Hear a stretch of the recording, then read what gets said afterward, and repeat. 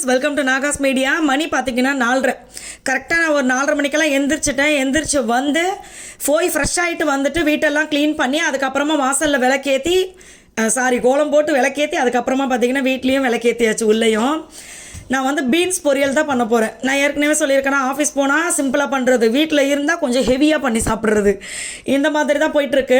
அதனால் பீன்ஸில் வந்து சும்மா 2-3 விஷயங்கள் மட்டும் ஒரு மாதிரி இருந்துச்சு, அதை மட்டும் அப்படி அப்புறப்படுத்தி விட்டு நம்ம வந்து பீன்ஸ் பொரியலை பண்ணிடலாம். இன்னொரு சைடு உல வச்சுட்டேன், இந்த சைடு பீன்ஸ் பொரியல். நான் பார்த்தீங்கன்னா மோர் குழம்பு, வெண்டைக்காய் போட்டு மோர் குழம்பு தான் பண்ண போகிறேன். அதனால் அதை அப்படியே எடுத்து வச்சுக்கலாம், இது போதும் அப்படின்னு சொல்லி ரெடி பண்ணியாச்சு. அங்கே போனால் ஏதாவது சாப்பிடணும் போல இருந்தால் சிப்ஸு ஏதாவது வாங்கி வச்சுக்குவாங்க. ஆனால் மேக்ஸிமம் நம்மளுக்கு வந்து கடை கிட்ட இல்லைல்ல, அதனால் நான் கொண்டு போகிறதா தான் சாப்பிட்டாகணும். அது அவங்க தலையெழுத்து. எங்கள் மாமியார் சில நேரம் பார்த்தீங்கன்னா வீட்டிலேருந்து எதனா கொண்டு வந்துடுவாங்க, அவங்க நிறைய காரம் சாப்பிட்றதுனால. ஸோ பொரியலும் பண்ணியாச்சு. இதில் வந்து இந்த தேங்காய், பூண்டு, ஒரு பச்சை மிளகா, கொஞ்சம் சீரகம், கருவேப்பிலை எல்லாத்தையுமே அரைச்சி போட்டேன். செம்ம டேஸ்ட்டாக இருந்துச்சு. சத்து மாவும் காய்ச்சியாச்சு. காலையில் எப்போவுமே பார்த்தீங்கன்னா சத்து மாவு, ஒரு பழம், ஒரு பயிர், இப்படி தான் போய்கிட்டு இருக்கு. அதனால் மகிக்கு அந்த மாதிரியே நான் கொடுத்துருது. தம்பி பாப்பாவுக்கு அப்படி தான். அது இப்போ பார்த்தீங்கன்னா நம்மளுடைய நாகாஸ் ஒன்லி நேச்சுரல் ஆஃபர் போயிட்டுருக்கு. இன்னும் 2 நாள் தான் இருக்குது ஆஃபர். ஸோ மறக்காதீங்க, ஓகேங்களா? புக்கிங் பண்ணுறவங்களாம் பண்ணிடுங்க. ஆமாம், அடுத்த சாப்பாடு வடிச்சாச்சு. எல்லாத்தையும் எடுத்துகிட்டு போய் ஆஃபீஸில் வச்சுட்டு ஃபஸ்ட்டு எங்களுக்கு பௌர்ணமி அன்னைக்கு ஒரு முக்கியமான வேலை அப்படின்னா எங்கள் ஐயனாரப்பா கோயில் போகிறது. பௌர்ணமிக்கு கோயிலுக்கு போயிடுறது அது ரொம்ப ஹாப்பியாக இருக்குது எங்களுக்கு. ஏன்னா நம்ம அதே மாதிரி பார்த்தீங்கன்னா ஒரு சிலர் நினைக்கலாம், அவன் மாதம் கோயில் போயிட்டு அந்த மாதம் ஃபுல்லுமே நம்மளுக்கு பணம் வந்து கொட்டும். அப்படிலாம் கிடையாது. நம்மளுக்கு ஏதோ ஒரு நிம்மதி இருக்கும். இன்னொன்று வந்து ஏதாவது பிரச்சனைகள் இருந்துச்சுனாலும் அதை அந்த கடவுள் சரி பண்ணுவார் அப்படின்ற ஒரு நம்பிக்கை வச்சாவே அது நடந்துருது இல்லை. அதனால் அந்த நம்பிக்கையோடு தான் நாங்கள் போயிட்டு வர்றது. நாங்கள் போகும்போது எப்போவுமே அங்கே சாமி இருப்பாங்க. ஆனால் இன்றைக்கி வந்து அவர் சீக்கிரம் வந்துட்டு கிளம்பிட்டார் போல இருக்குது. அதனால் நாங்களே போய் சாமியெல்லாம் கும்பிட்டுட்டு சாய்தேவு அந்த பக்கம் போகிறான் வர்றான். எங்கள் மாமியார் போய் கூப்பிட்டு வராங்க. எதுக்கு இவன் அந்த பக்கம் போகிறான்னு அந்த சின்ன ஓட்டை இருந்துச்சு, அதை எட்டி பார்த்தா உள்ளே விளக்கும் சாமியும் இருக்காங்க. அதனால் இவனை கொஞ்சம் பார்த்து பத்திரமா தான் வச்சுக்கணும் அப்படின்னு கூட்டிகிட்டு வந்தாச்சு. நாங்கள் வந்து கரெக்டாக மாதம் வந்துடுறது. பௌர்ணமி அன்னைக்கு பார்த்தீங்கன்னா இங்கே குலதெய்வம் கோயிலுக்கு வந்துடுவோம். ஃபஸ்ட்டெல்லாம் பார்த்தீங்கன்னா மறந்து போயிடும், பௌர்ணமியே மறந்து போயிடும் எனக்கு. ஆனால் வந்தே ஆகணும். இனிமேல் கண்டிப்பாக பௌர்ணமிக்கு நமக்கு ஐயனாரப்பா கோயிலுக்கு வந்துடணும் அப்படின்னு முடிவு பண்ணதுக்கப்புறம் பார்த்தீங்கன்னா இப்போ அடுத்த மாதம் பௌர்ணமி வந்து இப்போயே போய் பார்த்துட்டு இந்த டேட் அப்படியே மனசில் வச்சுக்கிறது. கரெக்டாக அந்த நேரத்தில் ஞாபகம் வந்து இங்கே கோயிலுக்கு வந்துடுறோம். எப்போவுமே பௌர்ணமி அப்போ கரெக்டாக வந்து இங்கே சாமி இருப்பாங்க, பூஜை பண்ணுறவங்க இருப்பாங்க. இன்றைக்கி வந்து அவங்க செஞ்சுட்டு கிளம்பிட்டாங்க, மழைன்றதுனால அவங்க சீக்கிரம் முடிச்சிட்டாங்கன்னு நினைக்கிறேன். அதனால் நாங்கள் இப்போ வந்துட்டு சாமியை கும்பிட்டாச்சு. ஸோ எப்போவுமே வந்து பௌர்ணமி நம்மளை கிட்டத்தில் தான் இருக்காங்க. இப்போ நம்மளுக்கு அங்கேருந்து இங்கே எவ்வளோ நேரம் ட்ராவல் ஆகும்? அரை மணி நேரம். இந்த மாதிரி நம்ம வந்து கரெக்டாக நம்மளால் மாதம் ஒரு நாள் போக முடியும், கிட்டத்தில் தான் இருக்காங்க, நம்ம போய் பார்க்கலாம் அப்படின்னா தயவு செய்து பௌர்ணமிக்கு போயிட்டு வாங்க. மனசுக்கு ஒரு சந்தோஷமாக இருக்கும். நம்ம யாருக்கிட்டேயும் போய் நம்மளுடைய கவலைகளை சொன்னோன்னு வச்சுக்கோங்க, கிண்டல் பண்ணுவாங்க. ஆனால் சாமிக்கிட்ட சொன்னோன்னா கிண்டல் பண்ண மாட்டாங்க, அதுக்கு ஒரு சொல்யூஷன் கிடைக்கும். அதனால தான் வந்து பௌர்ணமிக்கு நாங்கள் வந்துடுறது. அதேமாதிரி வந்துட்டு சாமியை கும்பிட்டுட்டு 108 போற்றி படிப்போம். எப்போவுமே நானும் மகியும் படிப்போம். இப்போ தான் படித்து முடித்தோம். உங்களால் முடிஞ்சால் 108 போற்றி படிங்க. அப்படி இல்லைனாட்டி அப்படியே அமைதியாக உட்காந்து குலதெய்வத்தோட பேரை சொல்லி, இப்போ ஓம் ஸ்ரீ ஐயனாரப்பா போற்றின்னு நான் சொல்லுவேன். அது மாதிரி நீங்கள் சொல்லலாம். நம்மளுக்கு ஒரு மணி அடிக்குது, சொல்லலாம், கண்டிப்பாக சொல்லலாம்.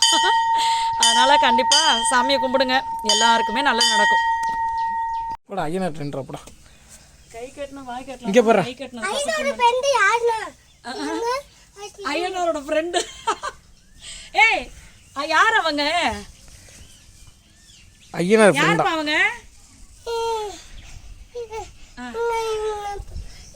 விபூதி இல்லையா? இருக்குமா?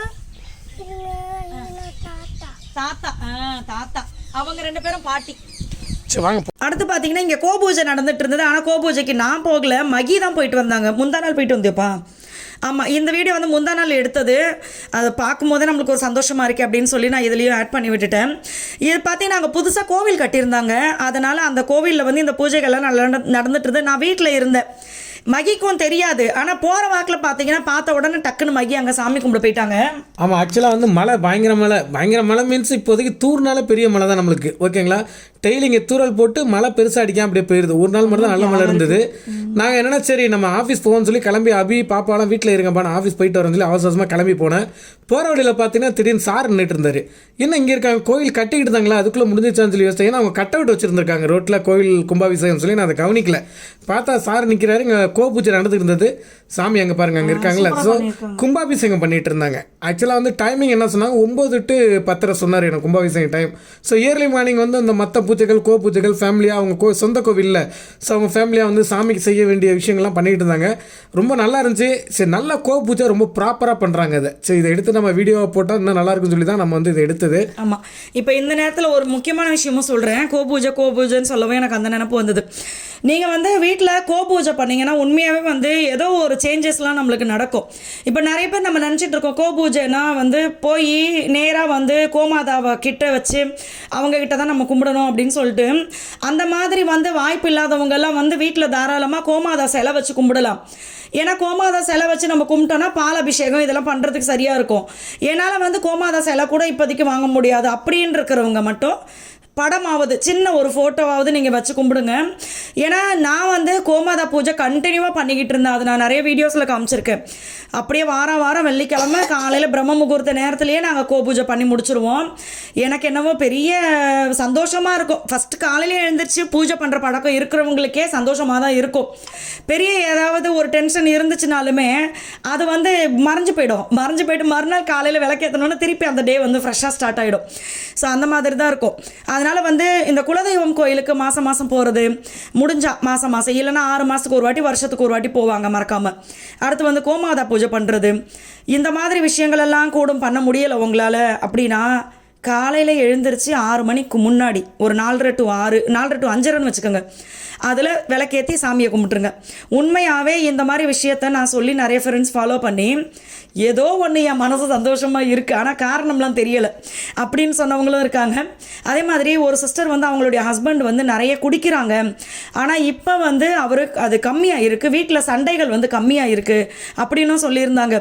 இதெல்லாம் வந்து நான் ஏன் அடிக்கடி சொல்கிறது அப்படின்னா நம்ம சும்மா ஏதோ ஒரு வீடியோவை போட்டுட்டு போயிடக்கூடாது அப்படின்னு நினைப்பேன். ஏதாவது ஒன்று ஆரம்பத்துலேருந்தே நான் சொல்லுவேன் ஏதாவது ஒரு சின்ன விஷயமாவது யூஸ்ஃபுல்லான ஒரு விஷயம் இருக்கணும். அதனால தான் நான் ஏதாவது டிப்ஸ் இந்த மாதிரி சொல்லிகிட்டே இருக்கேன் அப்படி சொல்லி. அந்த மாதிரி டிப்ஸை விட இந்த மாதிரி விஷயங்கள் நான் பேசும்போது இது நிறைய பேருடைய லைஃபையே மாற்றுது அப்படிங்கும் போது அது எவ்வளோ பெரிய சந்தோஷமாக இருக்கும். எனக்கு ஃபோன் பண்ணி சொல்லும் போது ரொம்ப ஹாப்பியாக இருக்கும். அதே மாதிரி இப்போ நம்மளுடைய இதில் சொல்லியிருப்பேன் நான் கமெண்ட்ஸில் படித்து கேன்சர் சரியாக இருக்குது. இந்த பிரம்ம முகூர்த்த நேரத்தில் வந்து கண்டினியூவாக நம்பிக்கையோடு படித்து விளக்கேற்றி அந்த கேன்சர் சரியாக இருக்குது. அடுத்து வந்து நிறைய பேர் வீடு கட்டியிருக்காங்க. நிறைய பேருக்கு பார்த்திங்கன்னா பண பிரச்சனை தீர்ந்துருக்கு, கடன் பிரச்சனை தீர்ந்துருக்கு. இந்த மாதிரி ஏகப்பட்ட விஷயங்கள் இருக்குது. அதனால் வந்து பண்ணலாம். நம்மளுக்கு வந்து ஏதாவது பிரச்சனை இருக்குதுன்னு மற்றவங்க கிட்ட போய் நீங்கள் சொல்லி பாருங்களேன். முதல்ல ஆறுதல் சொல்லுவாங்க. ஏதாவது ஒரு சண்டை வந்துன்னு வச்சுக்கோங்களேன், அதனால தான் நீ எல்லாம் இப்படி இருக்க டக்குன்னு மனசை கஷ்டப்படுத்திட்டு போயிடுவாங்க. அதனால் வந்து மனிதர்கள்கிட்ட சொல்லி நம்ம புலம்புறதை விட உங்களுக்கு எது மேலே நம்பிக்கை இருக்கோ, ஒரு மரத்து மேலே நம்பிக்கை இருந்தால் கூட நீங்கள் அந்த மரத்துக்கிட்ட சொல்லி புலம்பலாம். உண்மையாகவே சொல்கிறேன். நம்மளுக்கு கடவுள் நம்பிக்கை. எனக்கெல்லாம் வந்து ஏதாவது கவலை இருந்துச்சுன்னா முதல்லாம் புலம்புவேன். இப்போல்லாம் வீட்டில் யாருமே எல்லாம் வெளியில் போயிட்டாங்கன்னு வச்சுக்கோங்களேன், சாமி கிட்ட நின்று ஸ்ட்ரைட்டாக பேசிடுறது. நின்று உங்களுக்கு நான் என்ன குறை வச்சேன், உங்களுக்கு நான் ஏதாவது பிரச்சனை கொடுத்தேன், நான் பாட்டுக்கு செவனேன்னு தானே இருக்கேன். தூங்கும்போது உங்களை பார்த்துட்டு தூங்குறேன், எந்திரிச்சா உங்களை பார்த்துட்டு தான் நாளை ஆரம்பிக்கிறேன். எனக்கு போய் ஏன் இப்படி மன உளைச்சலை கொடுக்குறீங்க அப்படின்னு உரிமையோட 4 கேள்வியை கேட்டுட்டு கற்பனையும் பண்ணிடுறது. கவலைப்படாதப்பா எல்லா பிரச்சனையும் சரியாயிடும் அப்படின்னு நானே ஒரு கற்பனை பண்ணிப்பேன். அவர் சொல்கிற மாதிரி கற்பனையை பண்ண உடனே பார்த்தீங்கன்னா அப்படியே சரியாயிடும். அப்புறம் வேறு எதனா பிரச்சனை எதுனா உட்காந்து மெடிடேஷன் பண்ணுவேன். என்னுடைய பிரச்சனைகள் எல்லாம் சரியாகி நம்மளுடைய தேவைகள் எல்லாமே நம்மளுக்கு கிடைச்ச மாதிரி ஒரு கற்பனை பண்ணுவேன். அதெல்லாம் பண்ணும்போது பார்த்தீங்கன்னா நிஜமாவே நடந்துருச்சுடா, நம்ம வாழ்க்கையில் சக்ஸஸ்டா அப்படின்னு ஒரு சந்தோஷம் வரும்.